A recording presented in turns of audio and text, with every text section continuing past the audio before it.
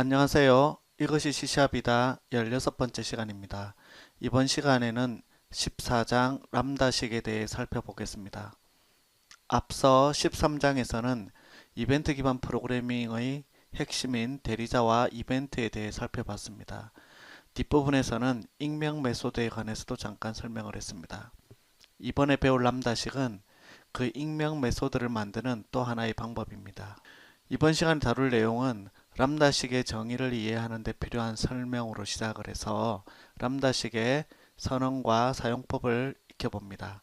그리고 문 형식의 람다식을 작성하고 사용하는 방법과 간편하게 무명 함수를 만들 수 있는 펑션과 액션 클래스의 사용법을 설명을 합니다. 마지막으로 식트리를 설명하면서 식으로 이루어지는 멤버 논리 연산자까지 다룹니다. 언제나 그렇듯이 제일 좋은 학습 방법은 직접 해보는 것임을 잊지 말기를 바랍니다. 먼저 람다식의 기원을 간단히 살펴보도록 하겠습니다. 람다식은 1936년에 알론조 처치라는 사람이 수학자죠. 이분이 발표한 람다 계산법, 즉 람다식은 함수를 분명하고 간결한 방법으로 묘사하기 위해 고안해낸 계산법입니다. 람다 계산법은 크게 함수의 정의와 변수 그리고 함수의 적용 이렇게 세 부분으로 이루어져 있습니다. 예를 들어서 0, 1, 2와 같은 숫자도 함수로 표현하기 때문에 람다 계산법에서는 어떤 값을 변수에 대입하고 싶으면 함수를 변수에 대입하는데 이것을 함수의 적용이라고 합니다. 수학 이론이었던 이 람다식을 알론조 처치의 제자였던 존 메카시가 50년대 말에 리스프라는 언어를 만들면서 최초로 프로그램에 도입을 했습니다. 현재는 이제 C샵뿐만 아니라 C++, 자바, 파이썬과 같은 주류 프로그래밍 언어는 대부분 람다식을 지원하고 있습니다. 람다식은 익명 메소드를 만들기 위해 사용하는데요. 람다식으로 만든 익명 메소드를 대리자로 만든 익명 메소드와 구분해서 무명 함수라고 합니다. 람다식도 일반 매개 변수처럼 매개 변수 목록과 반환값을 가집니다. 이 람다식의 선언 형식은 여기 나와 있듯이 매개 변수 목록 그리고 오른편에 equal과 이제 보다 크다라는 기호를 붙여서 이거를 입력 연산자로 합니다. 그 다음에 식이 나오는 이런 구조로 이제 사용을 합니다. 그럼 람다식의 선언 예를 한번 살펴보도록 하겠습니다. 이 간단한 더하기 연산은 우선 대리자를 통해서 익명 메소드를 하나 만들고 있습니다. 그리고 앞서 설명한 람다식의 선언 형식으로 매개 변수 목록과 그 다음에 이를 계산 코드로 입력시키는 입력 연산자 그리고 계산 코드로 이루어져 있습니다. C샵 컴파일러는 이제 형식 유출하는 기능을 제공하기 때문에 이 예제의 람다식에서 이제 매개 변수 형식을 이렇게 제거하면은 보다 간결하게 사용할 수 있습니다. 그럼 간단한 예제를 통해서 람다식 코드를 실행해 보도록 하겠습니다. 심플 람다라고 하는 프로젝트를 만들었고요. 이 프로젝트에는 조금 전에 설명한 대로 이제 대리자를 하나 선언했습니다. 이름은 캘큘레이트고요. 자, 이 대리자를 이용해서 람다식을 또 선언을 해서 여기 보시면 두 개의 매개 변수를 받고 형식 유출을 사용하기 때문에 인티저라고 하는 데이터 형식은 생략을 했습니다. 그리고 입력 연산자가 오고 이렇게 계산식이 오는 구조죠. 이 코드는 실행해보지 않아도 결과를 여러분들이 예상할 수 있으리라고 생각합니다. 자, 그러면 다음 내용으로 넘어가도록 하겠습니다. 이번엔 문 형식의 람다식을 살펴보도록 하겠습니다. 문 형식이라고 하니 앞서 봤던 람다식과 뭐가 다른가 하는 의문을 가질 수 있겠죠. 앞서 봤던 식 형식은 a 플러스 b나 이제 이렇게 같은지를 비교하는 표현과 같이 사용하는 것을 식 형식이라고 하고요. 문 형식은 이제 if문에서 이렇게 조건을 비교하고 뭐 return 0, 또 거짓이면 return 1을 이렇게 반환하도록 문장을 사용해서 이제 기술화하는 형식을 말합니다. 그럼 선언 형식과 사용 사례를 한번 보도록 하겠습니다. 문 형식의 람다식은 입력 연산자 오른편에 중괄호 블록이 오는 이러한 형식을 갖게 됩니다. 그래서 이 중괄호 블록 안에 문장을 기술하면 됩니다.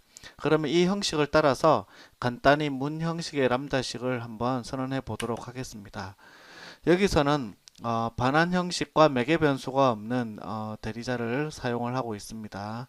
그래서 어, 식 형식의 람다식으로는 반환 형식이 없는 무명 함수를 만들 수는 없죠. 어, 문 형식의 람다식을 이용하면 바로 이런 경우, 즉 반환 형식과 매개 변수가 없는 대리자를 사용해서도 이제 구현이 가능합니다.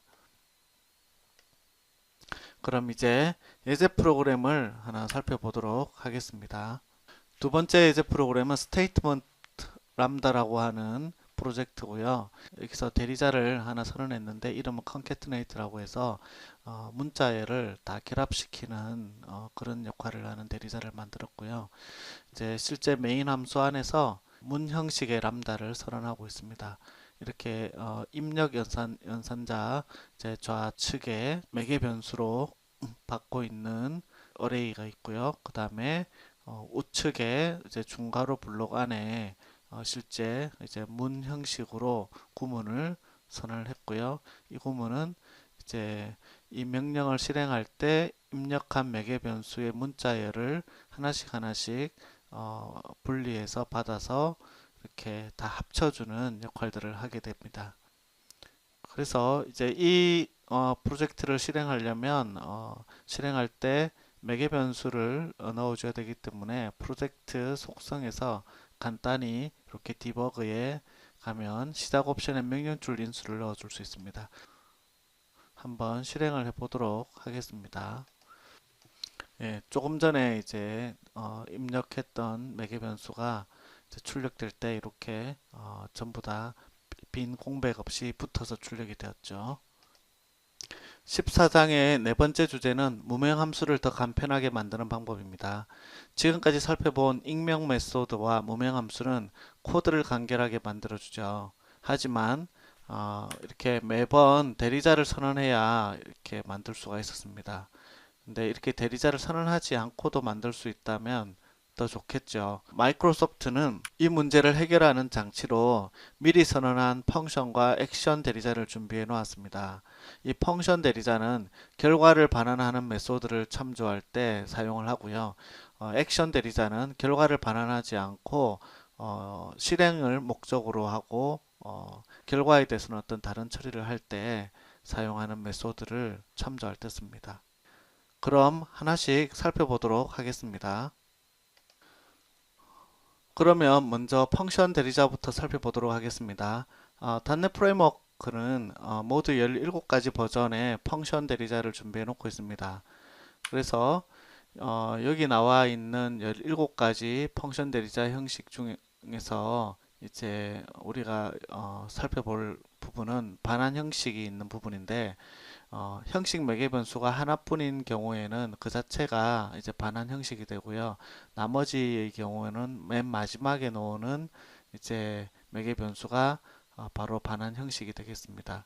17가지나 되기 때문에 이제 별도로 우리가 대리자를 만들어 쓸 일이 거의 없을 것입니다. 이렇게 뭐 구슬이 서말이라도 껴야 법이라는 말처럼 뭐 아무리 많아도 사용하지 않으면 필요가 없겠죠. 간단히 몇 가지의 한 사용 예를 한번 살펴보도록 하겠습니다. 맨 먼저 입력 매개 변수가 없는 버전은 이제 이렇게 사용을 하겠죠. 그래서 얘는 이제 대리자 형식을 보면 하나의 형식 매개 변수가 들어가는데 그 하나가 바로 반환 형식이기 때문에 실제 람다식에서는 입력 매개 변수가 없는 걸로 작성을 해야 되겠죠. 이와 같은 방식으로 매개 변수가 하나 있는 버전의 이제 람다식을 작성하는 경우는 이런 식의 코드를 작성할 수 있겠죠. 대리자에서는 두 개의 이제 형식 매개 변수가 있지만 이 중에 한 개만 입력 매개 변수겠죠. 그리고 하나 더 본다면 이제 두 개의 입력 매개 변수를 람다식에서 쓰려고 하는 경우에는 이제 세 개의 형식 변수를 사용하는 대리자를 써야겠죠. 간단하죠. 이렇게 미리 선언된 대리자를 사용하니까 정말 간단하게 우리가 사용할 수 있습니다. 그럼 이제 완성된 예제를 하나 살펴보도록 하죠. 펑션 테스트라고 하는 프로젝트에서 이제 조금 전에 설명했던 펑션 대리자를 이용하는 코드를 작성해 봤습니다. 그래서 아까 코드 설명을 했기 때문에 보시면 바로 이렇게 딱 아시겠죠. 첫 번째 같은 경우는 형식 매개 변수가 한 개인 경우, 그 다음에 형식 매개 변수가 두 개인 대리자를 사용한 경우, 형식 매개 변수가 세 개인 대리자를 사용한 경우죠. 그래서 실행을 한번 해보겠습니다. 코드의 내용이 간단하기 때문에 이제 쉽게 결과를 유추할 수 있겠죠. 네. 두 번째로 이제 살펴볼 바로 액션 대리자입니다. 조금 전에 설명했던 펑션 대리자와 거의 똑같으나 이제 차이점이라고 하면 이제 결과를 반환하지 않고 일련의 작업을 수행하는 것이 목적이라는 부분입니다. 이제 액션 대리자도 펑션 대리자처럼 17개의 버전이 있습니다. 그래서 여기서 보듯이 이제 액션 대리자의 형식 매개 변수는 모두 입력 매개 변수를 위해서 선언되어 있습니다. 그럼 사용 예를 한번 보도록 하겠습니다. 첫 번째는 입력 매개 변수가 하나도 없는 경우, 그렇죠? 조금 전에 이제 펑션 대리자의 경우처럼 살펴보면 되겠죠. 이 같은 경우는 이제 형식 매개 변수도 없는 것이죠. 두 번째 이제 요 코드의 경우에는 이제 매개 변수가 하나 들어가는데 이렇게 형식 매개 변수가 하나를 사용하는 대리자를 썼죠. 그래서 이 경우는 이제 반환값이 없는 우리가 어, 계산식을 사용해야 되기 때문에 이렇게 결과를 반환하지 않는 액션 대리자를 사용해서 간단히 구현할 수가 있습니다. 이 코드에서는 이제 별도로 반환값을 람다식 밖에서 선언한 이 result라고 하는 변수에서 받고 있습니다. 그리고 이제 뭐 비슷하게 세 번째로 살펴볼 거는 두 개의 형식 매개 변수를 사용하는 대리자를 사용했고 이렇게 입력 매개 변수도 이제 두 개인 경우죠. 이제 코드를 딱 보면 어떻게 동작하는지 감이 잡힐 것입니다. 그러면 전체 코드를 포함하는 이제 예제 프로그램을 한번 살펴보도록 하겠습니다. 자, 액션 대리자를 사용하는 간단한 예제이고요. 조금 전에 이제 사용 예를 설명했듯이 매개 변수를 하나도 받지 않는 것, 하나의 매개 변수를 받는 케이스, 두 개의 매개 변수를 받는 케이스죠. 그래서 각각의 이제 대리자 형식을 한번 이렇게 보시면 되겠습니다. 두 개의 매개 변수를 받는 경우는 두 개의 형식 매개 변수를 사용한 대리자를 썼죠. 그래서 첫 번째는 이제 여기 라이트라인 구문에서 이제 넣은 간단한 문자열을 출력하고 두 번째 같은 경우는 이제 입력받은 매개 변수 x의 값을 곱하는 이제 스퀘어를 구하는 계산식을 썼고요. 세 번째 같은 경우는 이제 x를 y로 나누는 계산식을 사용을 했죠. 그래서 얘도 실행을 한번 해보겠습니다. 예상할 수 있는 대로 첫 번째는 이제 액션이라고 하는 문자열을 출력했고 두 번째는 3이라는 값을 입력받아서 제곱을 한 거죠. 세 번째는 22와 7을 받아서 이제 22를 7로 나누니까 3.1428 이런 숫자가 나왔습니다. 14장의 다섯 번째 주제는 식트리입니다. 이번 주제는 자료구조나 알고리즘을 공부해본 경험이 없는 독자에게는 생소한 식트리 개념이 등장합니다. 트리 자료구조는 그림처럼 노드로 구성되고 부모-자식 관계로 연결되는 구조입니다. 그림에서 A, B, C, D, E, F, G는 트리를 이루는 각 노드이며 최상위 노드인 A를 트리의 뿌리가 되는 루트 노드라고 합니다. 루트로부터 나온 노드 중에 가장 끝에 있는 D, E, F, G와 같은 노드를 리프 노드, 즉 잎 노드라고 하고요. 또는 단말 노드라고도 합니다. 이 식트리는 식을 조금 전에 설명한 트리로 표현한 자료 구조입니다. 식트리는 한 부모 노드가 단 두 개의 자식 노드를 가질 수 있는 이진 트리로 구성이 됩니다. 연산자는 부모 노드가 되며 피연산자는 이제 자식 노드가 되는 것이죠. 예를 들어서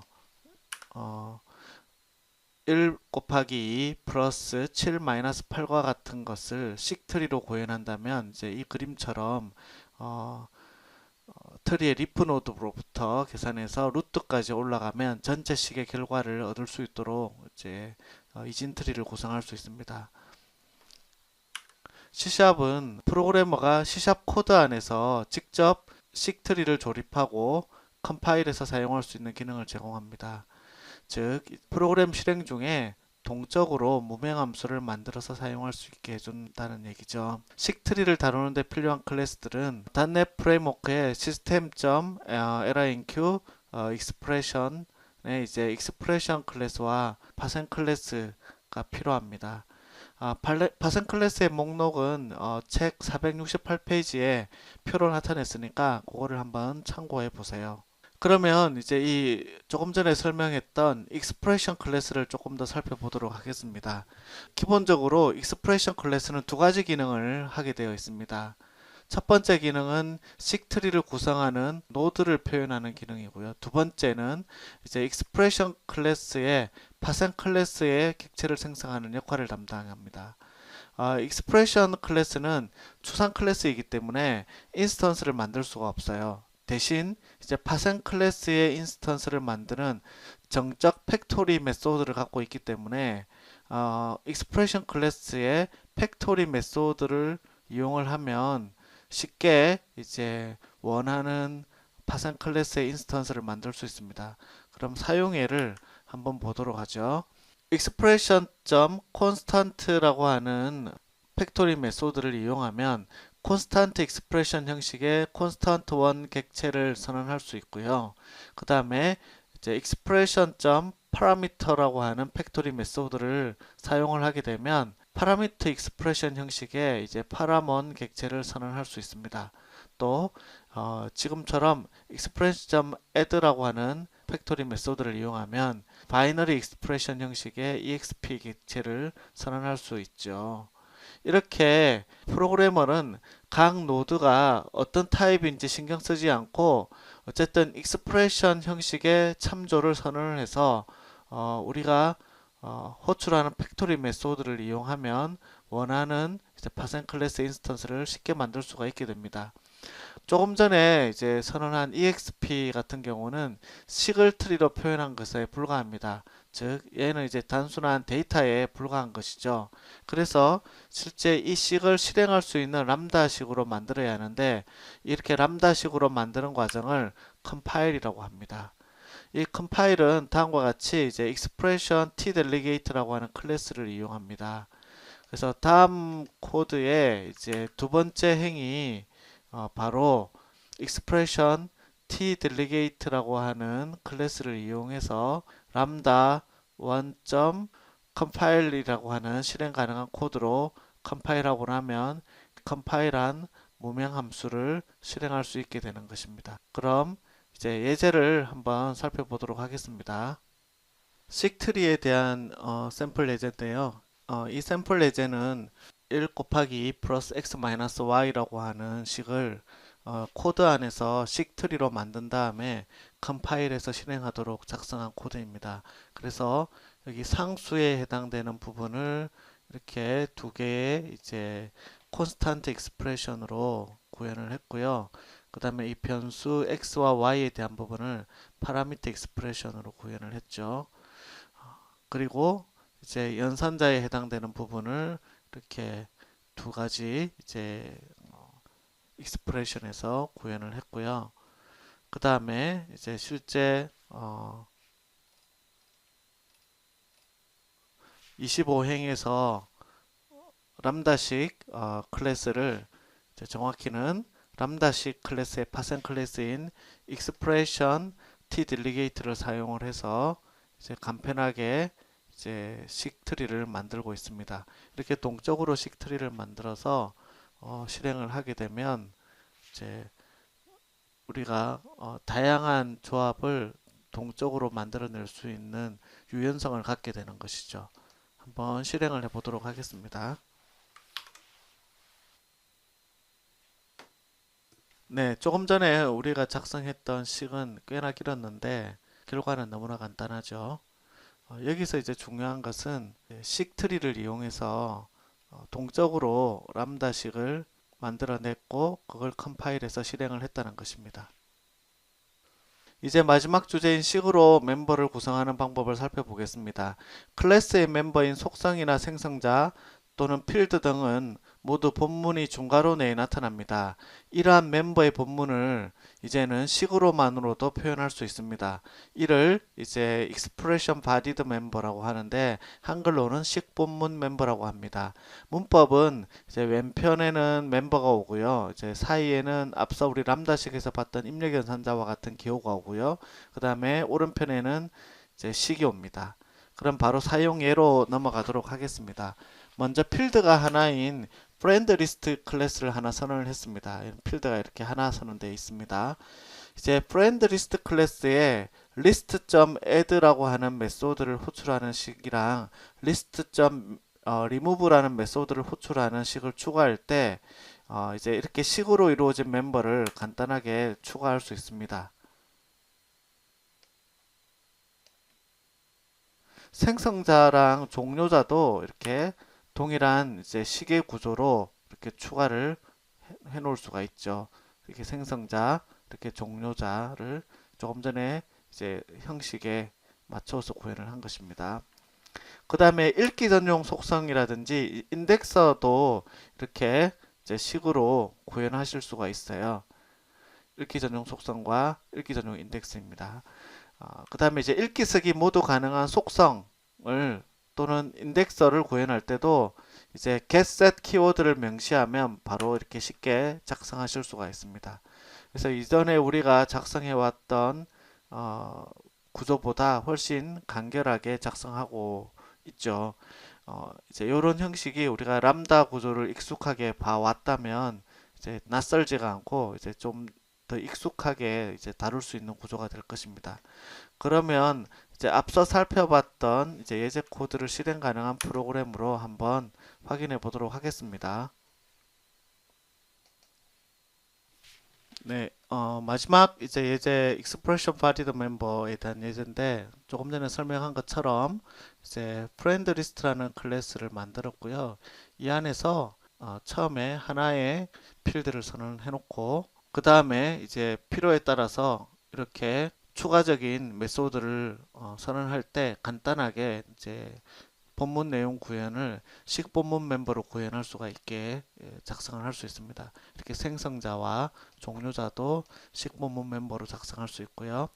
그 다음에 이제 getSet property를 쉽게 이제 이렇게 식본문 멤버로 작성을 하고 인덱서도 이렇게 작성할 수가 있겠죠. 뭐 이렇게 실행을 해보면 이제 여기에 add는 추가를 하는 거고 remove는 제거하는 거고 그다음에 콘솔 구문에서 이제 출력을 하는 부분이니까 결과를 마지막으로 보겠습니다. 이렇게 간단하게 우리가 본문 멤버 방식으로 코드를 작성했지만 앞서 우리가 배웠던 그런 코드를 작성한 거랑 동일한 이제 출력 결과를 나타내 주죠. 이상으로 14장 람다식에 관해 살펴봤습니다. 람다식과 식트리는 다음에 배울 링큐에 사용이 될 예정입니다. 그래서 람다식과 식트리를 링큐에 앞서 우리가 배운 것입니다. 다음 시간에 만날 때까지 지금까지 배운 내용을 한번 되새겨 보시고 직접 예제 코드를 모두 입력해서 한번 실행을 해보세요. 수고하셨습니다.